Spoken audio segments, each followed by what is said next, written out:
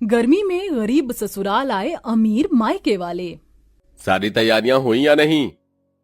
Sir, सारी तैयारियां हो गई हैं, लेकिन ये तैयारी हो क्यों रही है? क्या कोई खास आने वाला है? हाँ, हमारी कंपनी के बॉस की बेटी जानवी जी आ रही हैं।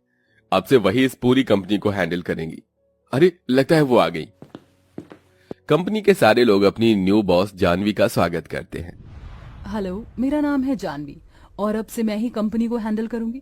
पुराने रिकॉर्ड से मुझे पता चला है कि हमारी कंपनी में पिछले कई सालों से काफी लॉस हुआ है, इसलिए अब आप सबको खूब मेहनत करनी होगी और इस लॉस को रिकवर करना होगा।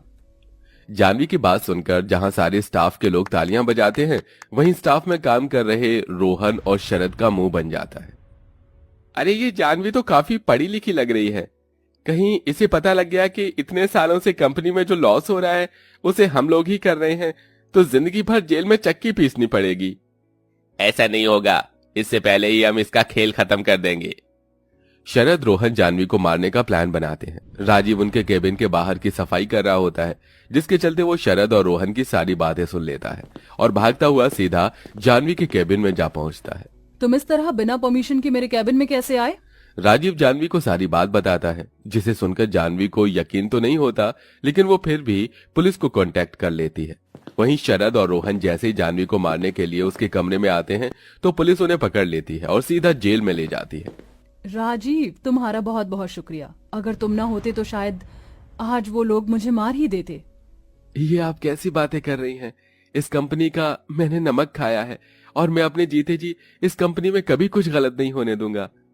कहने को राजीव इतनी बड़ी कंपनी में सिर्फ एक मामूली पियून था, लेकिन उसकी बातें सुन जानवी उससे काफी इम्प्रेस हो जाती है, जिसके चलते अब दोनों में काफी अच्छी दोस्ती हो जाती है और यही दोस्ती सिर्फ कुछ महीनों में प्यार के रिश्ते में बदल जाती है।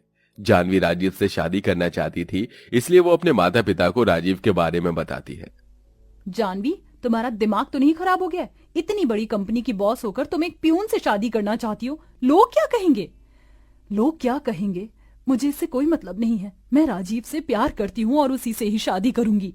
ठीक है, अगर यही तुम्हारा आखिरी फैसला है तो हमारा फैसला भी सुन लो। अगर तुम उस गरीब से रिश्ता जोड़ोगी तो तुम्हें हमसे सारे रिश्ते नाते खत्म करने होंगे। जानवी राजीव से बहुत प्यार करती थी, इसलिए वो अपने माँ बाप से सारे रिश्ते तोड़ देती है। वहीं मुकेश जानवी के सारे क्रेडिट कार्ड को भी ब्लॉक कर देता है, साथ ही साथ राजीव को भी कंपनी से निकाल देता है। जिसके बाद राजीव और जानवी मंदिर में शादी कर लेते हैं। शादी के बाद राजीव के माता पिता और बहन जानवी का घर में गृह प्रवेश करते हैं। क्या हुआ बहू, क्या देख रही है? ऐसे यही ना कि तेरा ससुराल इतना छोटा क्यों है? नहीं माँ जी, ऐसा नहीं है। घर तो रिश्ते और प्यार से बनता है। बड़ा घर होकर भी अगर उसमें प्यार और रिश्ते ना हो तो ऐसे घर का क्या फायदा? जानवी की बात सुन ससुराल वाले काफी खुश होते हैं। जिसके बाद जानवी की नंद उसे उसके कमरे में लेकर जाती है।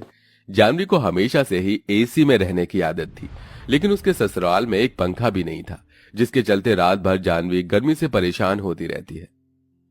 क्या हुआ जानवी, तुम अभी तक सोई नहीं? वो नई जगह है ना, इसलिए नींद नहीं आ रही।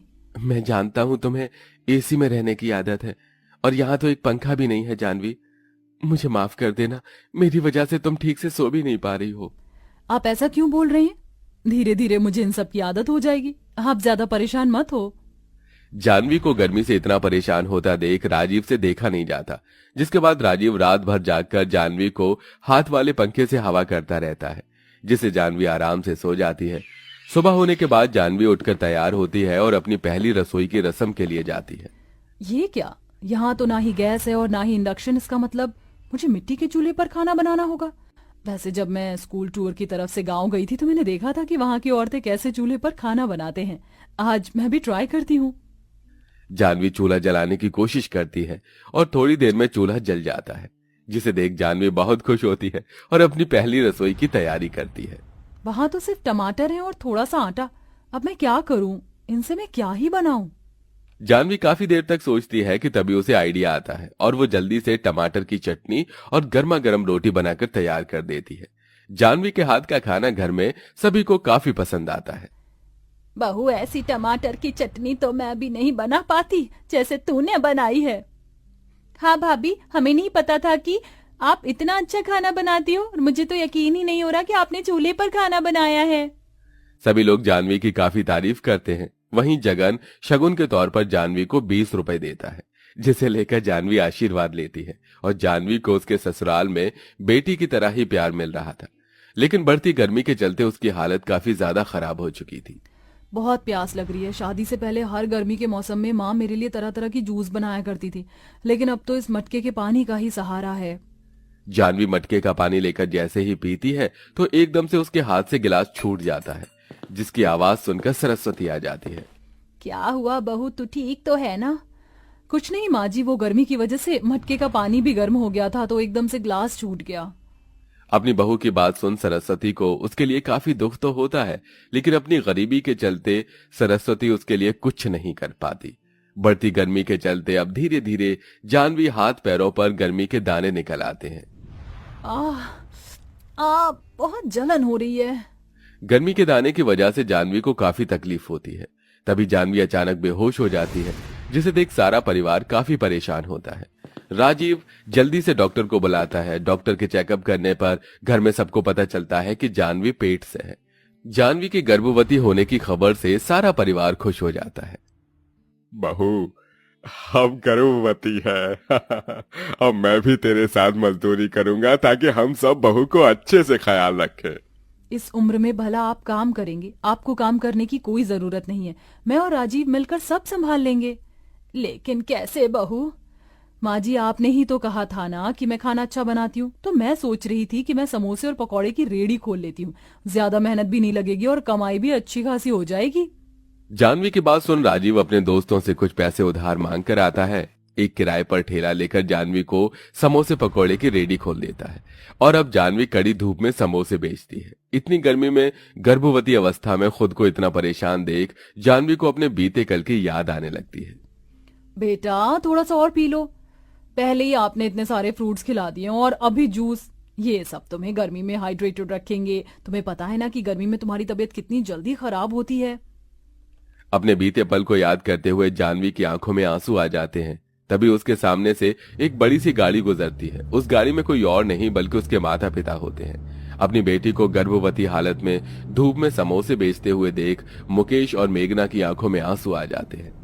ये हमारी बेटी की क्या हालत हो गई है। सुनिए जी, मुझे मेरी बेटी के पास ले चलिए। मैं उसे अब ऐसी तकलीफ में और नहीं देख सकती। अगले दिन होते ही मेघना और मुकेश सीधा जानवी के ससुराल पहुंचते हैं, जहां वो देखते हैं कि जानवी की सास और नंद जानवी के हाथ पैरों की मालिश कर रहे हैं। बहू, तुझे इतनी धूप में समोसे बेचने की क्या जरूरत है? तू कहे तो मैं और राशि ये काम कर लेते हैं। माँ बिल्कुल ठीक कह रही है। आपने अपनी हालत देखी है। चलिए अब जल्दी से ये दूध पी लो, आपको फिर दवाई भी खानी है। अपनी बेटी की सास और नंद को अपनी बेटी का इतना ख्याल रखता देख मुकेश और मेघना काफी खुश होते हैं। तभी जानवी की नजर अपने माता पिता पर जाती है, जिनको देखकर वो बहुत खुश होती है। पापा, आप लोग आ गए? हाँ मेरी बच्ची, कैसी है तू? तुझे पता है तेरे जाने के बाद हमने तुझे कितना याद किया। माँ पापा, मैंने भी आप दोनों को बहुत याद किया। जानवी अपने माँ बाप से गले मिलकर खूब रोती है, जिसके बाद जानवी अपनी नंद के साथ मिलकर चूल्हे पर अपने माँ बाप के लिए खीर बनाती है। अपनी बेटी को इतनी गर्मी में चूल्हे पर खाना बनाता देख मुकेश और मेघना की आंखों में आंसू आ जाते हैं। जो लड़की खुद से एक गिलास पानी भी लेकर नहीं पीती थी, वो आज इतनी जिम्मेदार बन गई है। जानवी के हाथ की खीर मुकेश और मेघना को काफी पसंद आती है। तभी मजदूरी कर राजीव भी आ जाता है। अरे मैम, सर, आप दोनों यहाँ? मैं तो सोच भी नहीं सकता था कि आप लोग कभी हमारे घर भी आएंगे। मैम सर नहीं बेटा, माँ और पापा का हो। पापा? हाँ बेटा, हमने तुम लोगों को माफ कर दिया। हम सोच भी नहीं सकते थे कि हमारी फूल सी बेटी कभी इतनी जिम्मेदारियां भी उठा पाएगी। हमें तो खुशी है कि इसे शादी ने तुम्हें कितना जिम्मेदार और समझदार बना दिया है। मुकेश और मेघना की बात सुन जानवी बहुत ज्यादा खुश होती है। अब मुकेश राजीव को अपनी कंपनी में एक अच्छी पोस्ट पर रख लेता है और उनके घर जरूरत की सभी चीजें, पंखा, एसी भी लगवा देता है, जिससे अब धीरे धीरे उनके घर के हालात भी ठीक होने लगते हैं। वहीं कुछ महीनों में जानवी एक प्यारी सी बेटी को जन्म देती है और अब वो सभी खुशी खुशी रहते हैं।